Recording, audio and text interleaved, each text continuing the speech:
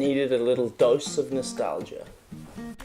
So I was woken up this morning by the DHL delivery driver, and he had for me a big old tin of fresh saffron. That's from Bloom Saffron, and also rose petals. So what I'm thinking we do today is basically try and integrate a little bit of this with a little bit of this. Welsh cakes. I'm thinking something like pistachio Welsh cakes and maybe like a curd of some sort. The only problem is I've never made a curd before, so we'll see how we go.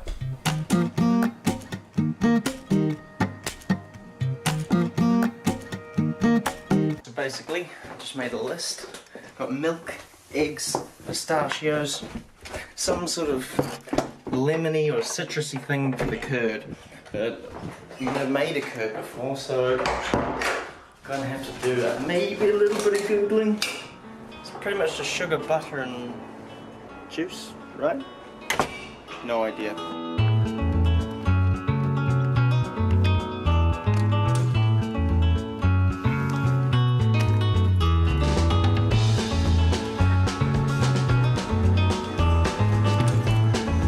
Alright, so I'm back, and the plan is really quite simple. I'm going to go ahead and get the curd on first. So the curd's going to have sugar, lemon, a couple of eggs, a little bit of butter, and I'm going to infuse it with the saffron. So we're going to have a saffron lemon curd, and that's going to go on top of our Welsh cakes. And the Welsh cakes I'm going to do second. Those are really easy. I'm going to grind up some pistachios, which isn't a common ingredient for Welsh cakes. And then I'm going to use them as a little bit of addition to the flour, give a nice pistachio-y flavour, maybe some whole ones in there as well, along with a bit of baking powder to make them rise and some rose petals to give them a bit more sort of fragrance. Now, Welsh cakes are pan-fried, so what I'm going to do there is I'm going to pop them over on the frying pan, get them nice and brown on each side, and they raise up just a little bit, sort of like halfway between a scone and a biscuit. That's at least how I see it. So I think this is going to be damn delicious, and I've been craving these for a little while.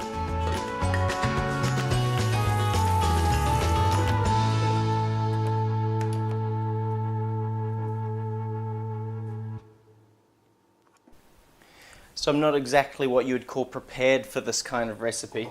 So I've got a bit of water on the stove over there. I'm going to get that to a simmer, and then I've got to whisk in a bit of butter and some sugar in a ceramic bowl, but all I've got is the thing that I picked up from Jersey. So my kitchen isn't exactly organized, so hopefully that'll do, and hopefully I don't scratch it, but so long as I can get the similar effect, indirect heat effect going, I think we should be good.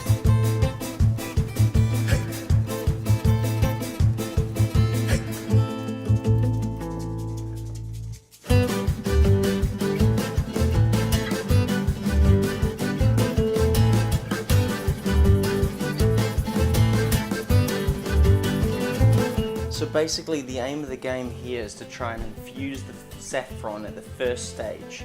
So I've got the saffron in there,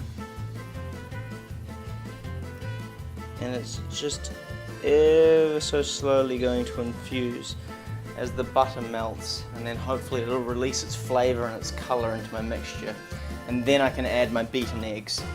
And once that's done, it's all smoothed out, I turn it off the heat and then let it set in the fridge, and then hopefully by the time I've done my Welsh cakes, it'll be ready to eat.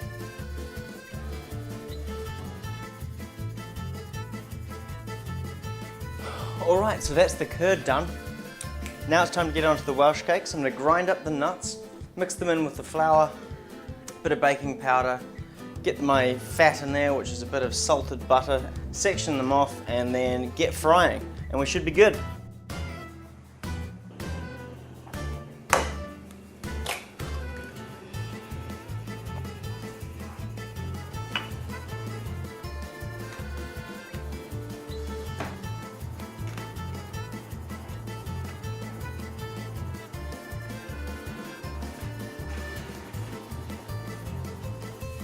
And we're done. We've got our lemon and saffron infused curd, we've got our Welsh cakes, and they're infused with pistachios, and we've also got our rose petals in there. Now the butteriness of the Welsh cakes mixed in with the nuttiness of the pistachios, I expect that to work really, really well together. Then on top of it you've got this light floral flavour dancing around, which is the rose petals. Now because those are sweet and quite buttery, I'm going to try and cut through that with the lemon curd. And then on top of everything we've got the slightly crumbly texture of our Welsh cakes and the crunchiness of the little pistachios sitting in there. Hopefully giving us a pretty dynamic experience. Now I've loaded one up here. It's all ready to go and it's saying eat me. So I'll give you a little taste test, eh? Cheers, mate.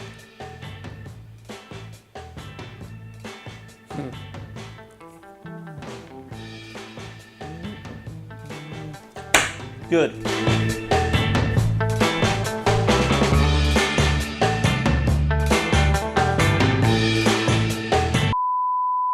Saffron and lemon, absolutely delicious. Then we've got get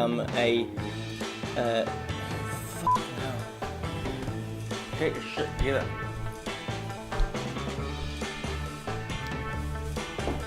And we're done.